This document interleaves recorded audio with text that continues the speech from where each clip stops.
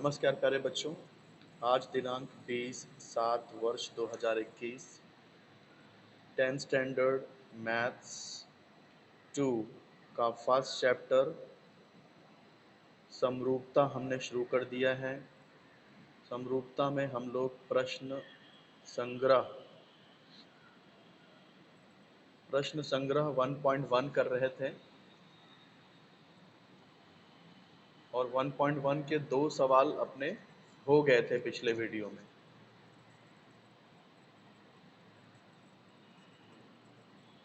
तो 1.1 के ये 2 सवाल अपने हो गए थे पिछले वीडियो में। अब तीसरा सवाल शुरू करते हैं। तीसरे सवाल में 1.1 का तीसरा सवाल, सबसे पहले आकृति बना लेते हैं। आकृति कैसे है कि RS है नीचे,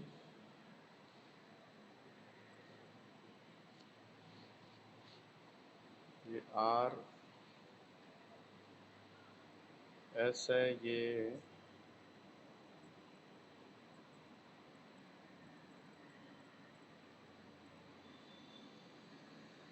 यहाँ पर लंब खींचा गया है, ये P और Q से भी एक लंब खींचा गया है, तो ये T हो गया।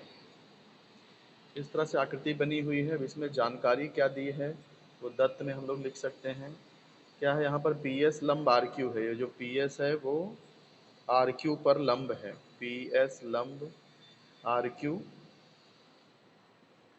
और QT लंब है PR पर। ये रहा QT जो PR के ऊपर लंब है। QT PR पर लंब है। RQ की लंबाई 6 दी है। ये जो RQ है वो 6 दिया गया है। RQ 6 दिया है और PS भी 6 दिया है। PS ये भी 6 दिया गया है। PR 12 है। PR अच्छा P से R तक की जो कुल लंबाई है वो 12 है। P से R तक की कुल लंबाई 12 दी गई है। हमें QT का मान ज्ञात करना है। QT ये रहा QT, ये हमें ज्ञात करना है QT। तो शुरू करते हैं हल, इसका हल। देखिए यहाँ पर ये त्रिभुज, ये QT हमें जो ज्ञात करना है वो QT देखेंगे तो त्रिभुज PQR में QT जो है वो ऊंचाई है। QT लंब है PR पर, तो हम कह सकते हैं कि यहाँ जो PR है वो आधार है और QT ऊंचाई है। तो त्रिभुज का क्षेत्रफल का सूत्र यदि लगाएं तो QT ज्ञात किया जा सकता है, लेकिन उसके पहले हमें त्रिभुज PQR का क्षेत्रफल ज्ञात करना पड़ेगा। अगर त्रिभुज PQR का क्षेत्रफल मिल जाए तो QT निकल सकता है। त्रिभुज PQR का क्षेत्रफल निकालने के लिए आधार और ऊंचाई दोनों पता होनी चाहिए। तो देखो त्रिभुज PQR में Q से भी लंब खींचा गया है और P से भी लंब खींचा गया है। तो अगर हम P शीर्ष बिंदु को देखें तो आधार RQ है और P से जो खींचा गया लंब है वो ऊंचाई PS जो है ऊंचाई है। और दोनों की लंबाई हमें पता है, आधार की लंबाई भी पता है और यहाँ ऊंचाई का भी मान पता है। तो ये दोनों, ये आधार और ऊंचाई लेकर के हम त्रिभुज PQR का क्षेत्रफल ज्ञात कर लेंगे। उसके बाद में फिर ये आधार और ये ऊंचाई लेकर के हम PQ का मान ज्ञात कर लेंगे। तो सबसे पहले हम क्या करेंगे, एरिया ऑफ त्रिभुज PQR, एरिया ऑफ त्रिभुज PQR बराबर 1/2 आधार। क्या बोले बेटा? देखो बीच में गुड मॉर्निंग की वजह से मैंने रिकॉर्डिंग बंद किया और फिर रिकॉर्डिंग ऑन करना भूल गया, ये रिकॉर्ड नहीं हो पाया। चलिए रिकॉर्ड नहीं हुआ इसलिए वापस से रिपीट कर दे रहा हूं मैं। एरिया ऑफ ट्रायंगल PQR 1/2, यहाँ पर ये RQ और PS ये आधार और ऊंचाई लिया है मैंने, क्योंकि यहाँ दोनों का मान पता है। इसके द्वारा मैंने एरिया ऑफ ट्रायंगल PQR निकाल दिया। अब एरिया ऑफ ट्रायंगल PQR में ये दूसरा आधार यानी कि PR और QT ये आधार और ऊंचाई ले लिया। तो अब एरिया ऑफ ट्रायंगल PQR का मान 18 है, PR का मान 12 दिया हुआ है पी आर का मान, पी आर 12 दिया है और क्यू टी ज्ञात करना है। इस तरह से हो गया। तो अब देखो ये क्या हो जाएगा, 2 छंग 12, तो ये हो गया 18 बराबर 6 गुणे क्यू टी। अब 6 को ये साइड में ले लोगे तो 18/6 बराबर क्यू टी हो जाएगा, 6 त्रिक 18। तो इसका मतलब यहाँ क्यू टी कितना आ गया, 3 इकाई आ गया।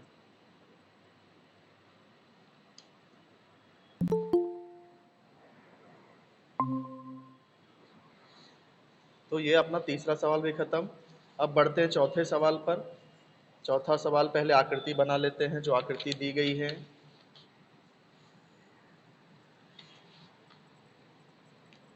चौथा सवाल, यहाँ पर AD और BC, AD और BC ये समांतर रेखाएं हैं।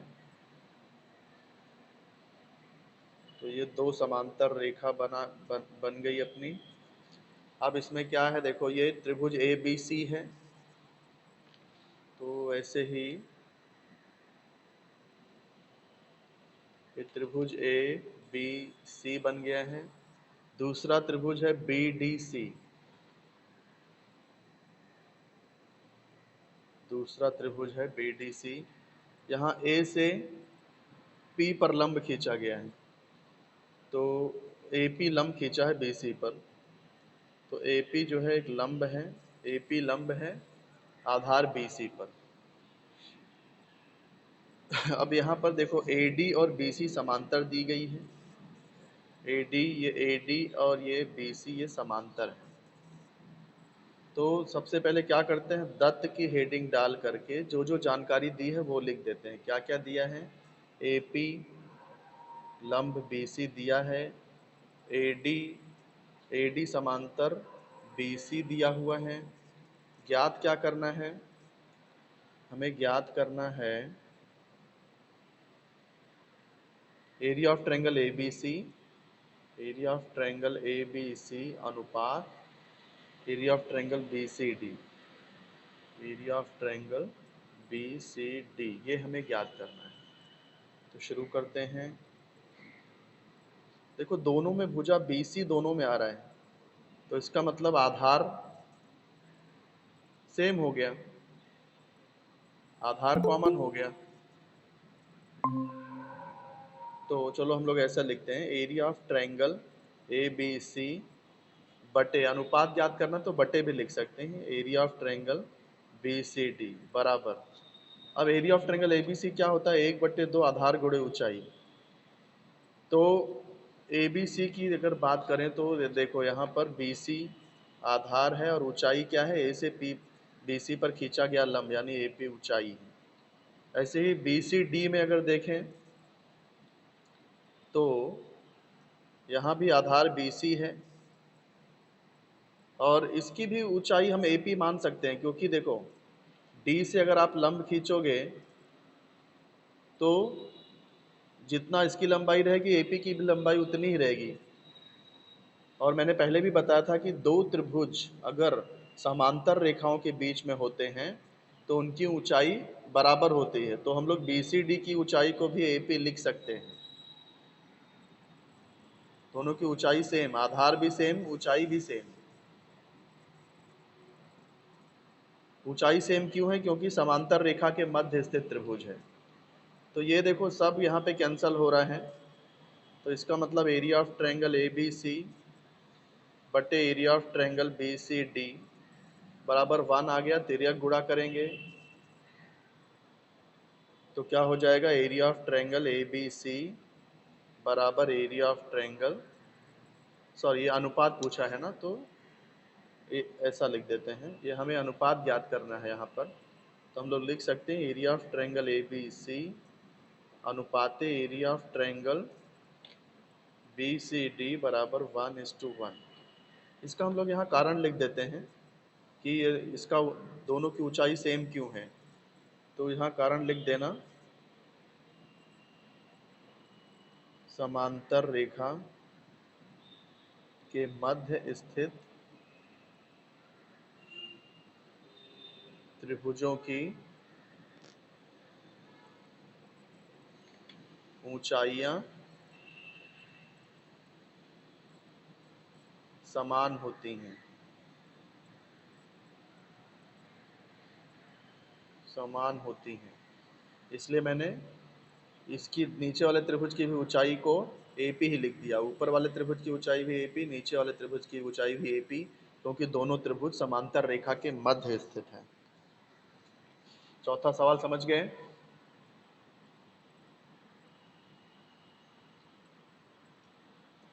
अब बढ़ते हैं पांचवें सवाल की तरफ।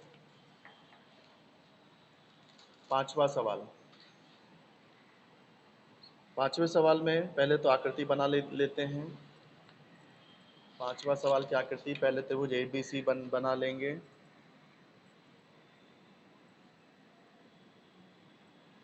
ये बन गया अपना त्रिभुज ABC। ABC के बाद में देखो PQ, और यहाँ पर पॉइंट P लिया है, AB के ऊपर पॉइंट P लिया है और यहाँ से लंब खींचा है नीचे। PQ लंब खींचा है, फिर A से भी लंब खींचा गया है, AD भी लंब है BC पर। उसके बाद ये P और C को मिला दिया है, तो हम लोग भी P और C को मिला देंगे। फिर दत्त में तो सिर्फ यही दिया है, हमें क्या क्या ज्ञात करना है। चलो सबसे पहले एरिया ऑफ ट्रायंगल PQB और एरिया ऑफ ट्रायंगल PBC ज्ञात करते हैं। Area of triangle PQB upon area of triangle PBC, ये ज्ञात करना है। तो चलो शुरू करते हैं। पहला, पांचवे का पहला, एरिया ऑफ ट्रायंगल PQB बटे एरिया ऑफ ट्रायंगल PBC। तो PQB यानी 1/2 आधार, PQB का आधार क्या है? BQ है, क्योंकि देखो यहाँ P से लंब खींचा गया है तो ये ऊंचाई हो गई, और P से लंब खींचा है तो QB आधार हो गया, और P से कौन सा लंब है QB पर? PQ लंब है, तो ये PQ ऊंचाई हो गई। अब ट्रायंगल PBC देख लेते हैं। PBC में भी देखो P से ही लंब खींचा है, तो यहाँ पर BC आधार हो गया, 1/2 आधार, और P से BC पर कौन सा लंब है? P से BC पर PQ लंब है, तो PQ ऊंचाई हो गई। तो PQB PBC दोनों की ऊंचाई सेम आ रही है, देखो तो हाफ कैंसिल हो गया, हाइट भी कैंसिल हो गया, तो ये क्या मिल जाएगा? BQ upon BC। त्रिभुज PQB और त्रिभुज PBC दोनों का ऊंचाई सेम था, इसलिए उनका क्षेत्रफल का अनुपात उनके आधार के अनुपात के बराबर आ गया। फर्स्ट का आंसर हो गया। अब सेकंड देखते हैं। सेकंड क्या बेटा, कुछ पूछा आप किसी ने? चलो फिफ्थ का सेकंड में क्या ज्ञात करना है? Area of triangle PBC upon area of triangle ABC। Area of triangle PBC upon area of triangle PBC upon ABC, ये ज्ञात करना है। तो PBC कहाँ है? देखो ये PBC है, जहाँ पर BC आधार है और PQ ऊंचाई है। फिर ABC में BC आधार, AD ऊंचाई, दोनों में देखो आधार BC कॉमन है। एरिया ऑफ ट्रायंगल PBC बटे एरिया ऑफ ट्रायंगल ABC। तो PBC में 1/2, देखो BC दोनों में आ रहा है, तो BC ही आधार ले लेंगे। नीचे भी 1/2 आधार BC ही ले लेंगे। अब ऊंचाई कैसे लिखेंगे? हम लोग देखेंगे कि ये जो BC है, आधार है, तो P से BC पर लंब क्या है? कौन सा है? P से BC पर लंब क्या है? PQ। तो यहाँ PQ ऊंचाई हो जाएगी। फिर यहाँ देखो BC आधार लिया है, तो A से BC पर कौन सा लंब खींचा गया है? A से BC पर लंब है AD, तो यहाँ ये आ जाएगा AD। Half cancel, BC BC cancel, तो इसका आंसर आ जाएगा PQ अपॉन AD। तो फिफ्थ का सेकंड भी मिल गया। फिफ्थ का थर्ड देख लेते हैं।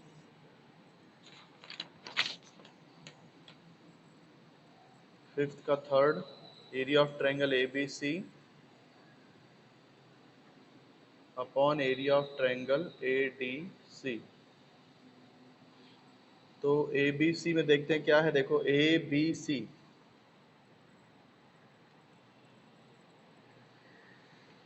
ए बी सी में देखो ए से बी सी पर लंब खींचा गया है। त्रिभुज ए बी सी में ए से बी सी पर लंब खींचा गया है, तो यहाँ आधार बी सी और ऊंचाई ए डी, तो ये हो जाएगा 1/2 आधार बी सी और ऊंचाई है ए डी। ऐसे ही ए डी सी में देखते हैं, ए डी सी में देखो ए से डी सी पर लंब खींचा है, ए से डी सी पर लंब खींचा है, तो आधार यहाँ क्या हो जाएगा डी सी, और ए से डी सी पर कौन सा लंब है, ए डी लंब है, तो ये ए डी आपकी हो जाएगी ऊंचाई। यहाँ पे half cancel, A D cancel, जो ये आ जाएगा B C upon D C. फिर fourth area of triangle A D C upon area of triangle P Q सी।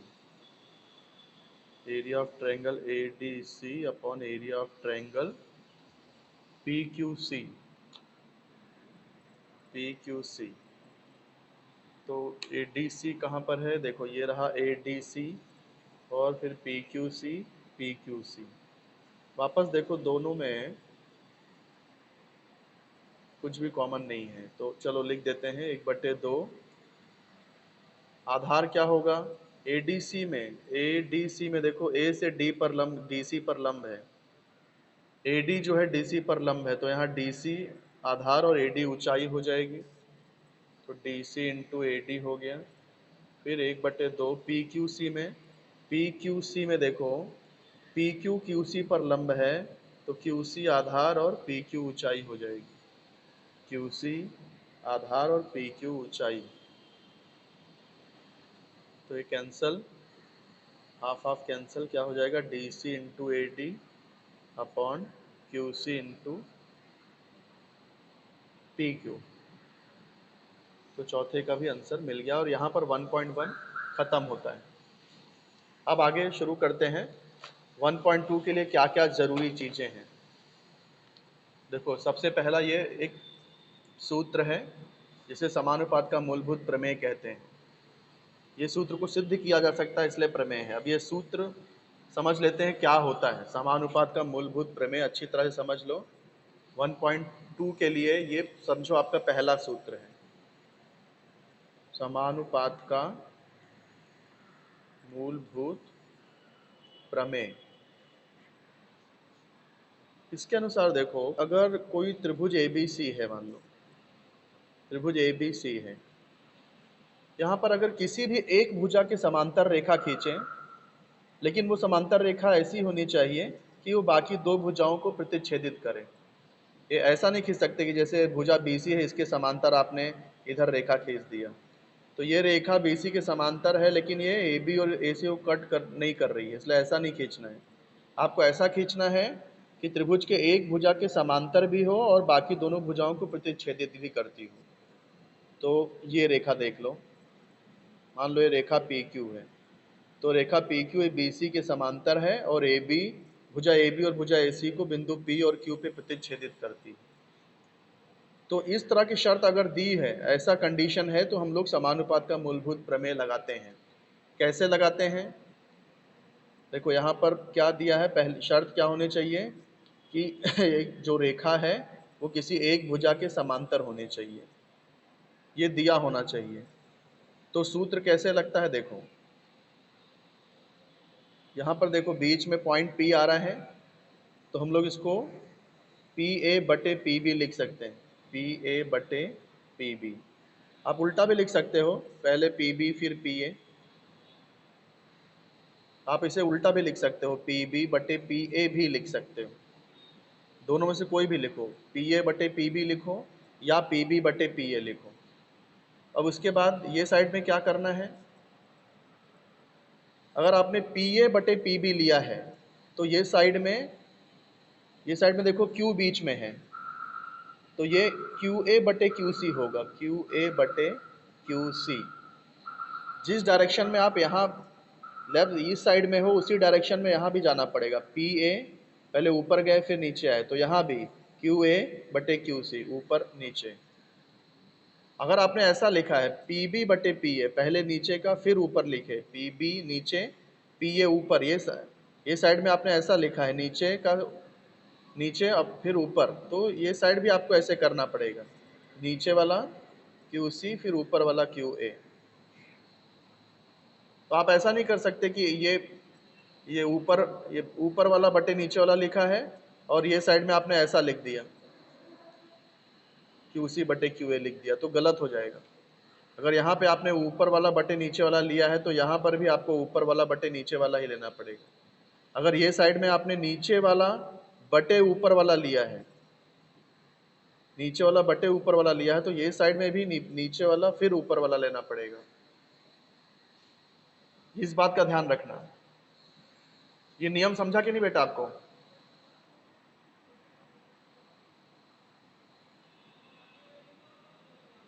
यहीं पे स्टॉप करना पड़ेगा लेक्चर मुझे। कितने लोग आए थे इस लेक्चर में? सिर्फ 5 लोग आए हैं। तो आज का आपका होमवर्क क्या है? पूरा 1.1 आप लोग हल करिए, यही आपका होमवर्क है, ठीक है? हाँ, तो ये लेक्चर यहीं पे स्टॉप करता हूँ मैं। चलो बाय बेटा।